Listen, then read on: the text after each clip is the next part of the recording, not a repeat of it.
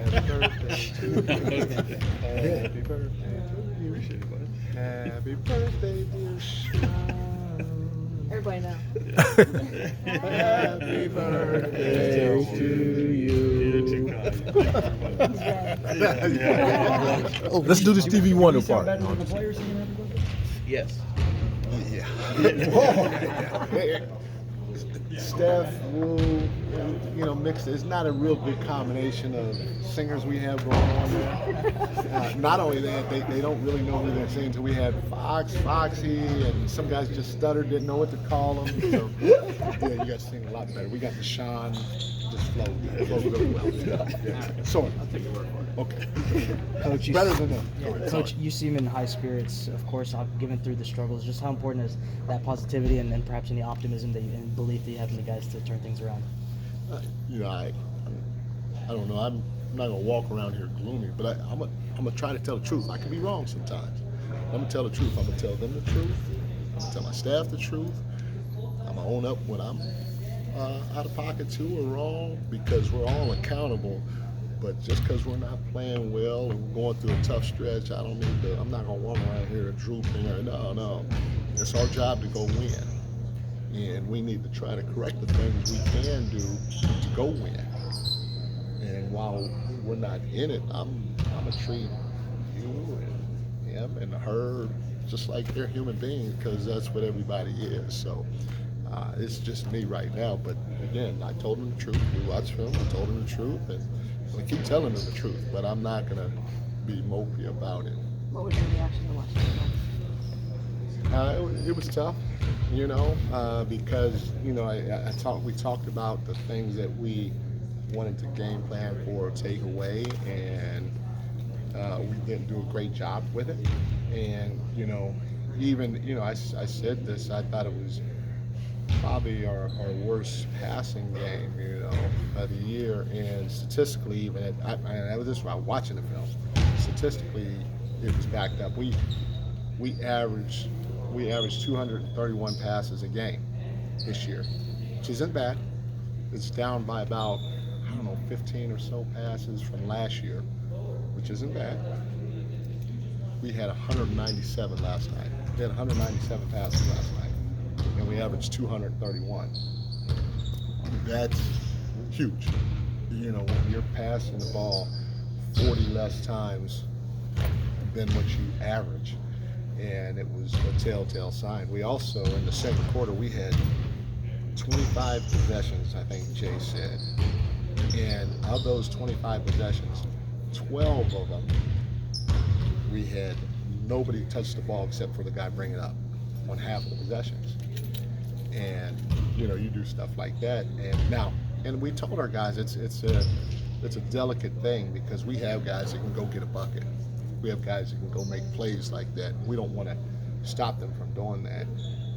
So what we told them is, you got to feel the game, and also you got to know the team. If you move the ball versus most teams, sooner or later they're going to stop rotating, or their rotations are going to get later and later and later as the ball gets reversed and you touch the paint. And so you have to have a feel for the flow of the game. If you got it going, come up, take a quick three. Come up and take a good midi. We were 3 for 15, I think, during the game when it came to middies.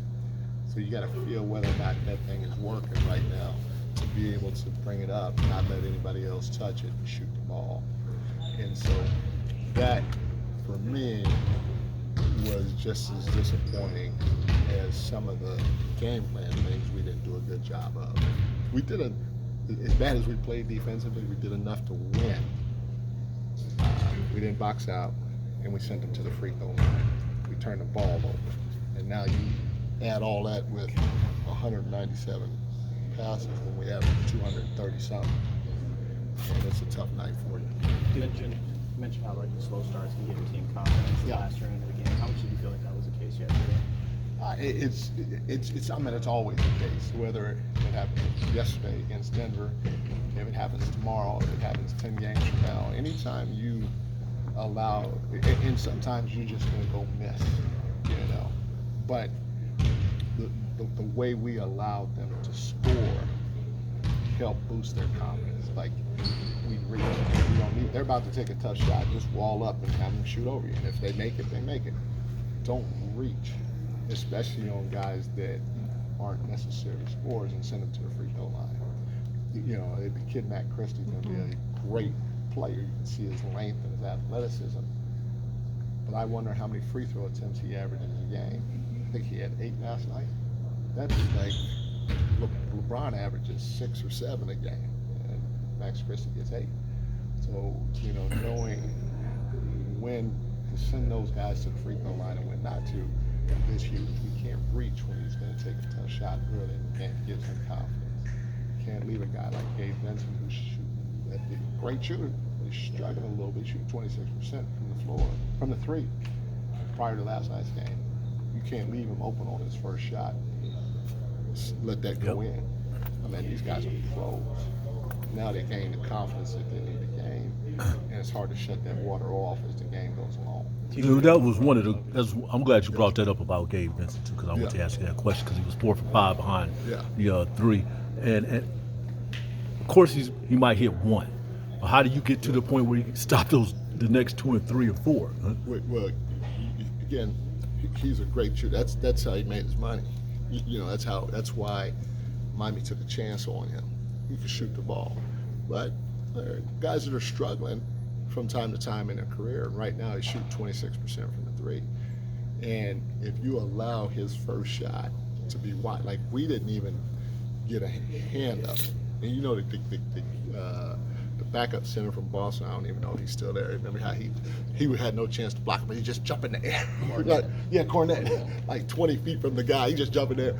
Like, we didn't forget the jump. We didn't even do this to him. He was literally wide open, set his feet, shot it, and it just caught bottom net. So his next 2, Tony, if you have a chance to watch them, go back. They would, first of all, one of them was off an offensive rebound that if we boxed out, he'd get the dagger 3. Okay, but his next couple were highly contested. He had one in front of our bench that Keon deflected the pass, so Gabe had to reach for it. Keon closed. Keon's pretty long too. He closes, he contests. Gabe's falling. Boom. But this is just my opinion. You know, I don't have all the answers. That first one goes in. He gets that first one as comfortable and wide open as he is. It just it adds to the confidence level that he has throughout the course of the game. You know, the belief, and so trying to make them feel us without sending them to the free throw line unnecessarily to start the game is huge. And you know, sometimes you're going to make shots, sometimes you're going to miss shots, but don't let the game be easy for them to where their confidence increases. How about, are you pleased with some of the shot selection you guys had in the second half? And I'm asking that because it seems like teams go on runs and turnovers and almost extra. We had not made sprays. We had 4 sprays the whole second half. And that's why I say, you know, not only that, we had 197 passes for the game. You only have to watch the film. Especially when you average 230-something passes a game, that tells you right now the ball's not moving offensively. Right. That tells you that you're probably taking some tough shots, especially if you only had 4 sprays for the game. I think we were 6 for 12 in the first half on sprays. We had 12 sprays. It's good. We go 2 for 4 in the second half. So if we get to our average, which is around 20, you know, we like to be right around 20, especially if you're shooting a spray 3 at a 50% clip. That's a pretty good game from the 3-point line, and it gives you a better chance to score and win, especially if your defense, even though we didn't play great defensively with the things that we wanted to do, keeping them off the glass and them sort of free throw line, they were at 1.08 points per possession, you know, for the game. That's on track to score 108 points. We spray the ball, we move the ball like we're capable of. We got a really, really good team, especially an explosive offensive team. And we maybe score 112, 113, if not more. Is a lot of that coming, though, from reacting to what the opposition just did on the offensive end? Like almost like hero ball, trying to get it back or anything? Part of it, yeah. Part of it, because we do. And we told our guys this, you know, it's catch-22, because we don't want our guys to not think, okay, hey, I'm going to come up and go get a bucket. But it's about feel, and I think they all agree. If DeMar has it going and he wants to come up and boom, boom, boom, yeah, go ahead. Same with Fox. Right. Same with Malik, because they're capable. They could put a team on their back at any time from all three levels, and so we don't want to take that away from them. But in the same breath, they have to feel the game and feel the opponent, all that other stuff. Because if that ball is sticking, now we don't crash offensive glass as much, because it's like, ran down here, I just stood in the corner, I ain't even touched the ball. Okay, the ball, it creates energy when you get a chance to touch it. You guys all play, in the park when you grow up. If you running up and down and you're not touching, you're like, man, I ain't gonna play with these dudes. I ain't playing with these dudes. I'm not jacking picking it up the him, next time I him. come down. Yeah, or exactly what you said. You're gonna jack it up the next time you come down. And so it again, if you're touching it, if it's moving, it like causes energy and everybody wants to move. If you're passing up wide open shots, that can happen. You don't want that to happen. And if you're not moving it, like you said, that can get contagious too. So we're a team that moves basketball, and our guys know it, and we didn't do a good job of it last night. And like I said, there are going to be nights where we got guys coming down and that are feeling it and go get it, But they get paid a lot of money to figure that out.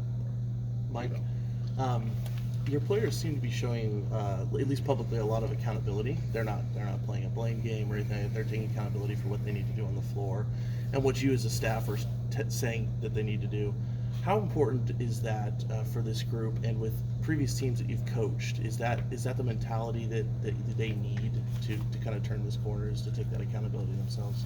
100%, but it's not just them taking accountability. I got to take accountability too, because it starts with me as a head coach and Foxy, and it's hard to be a great player of what I'm pushing, because Fox has more than a chance to do it.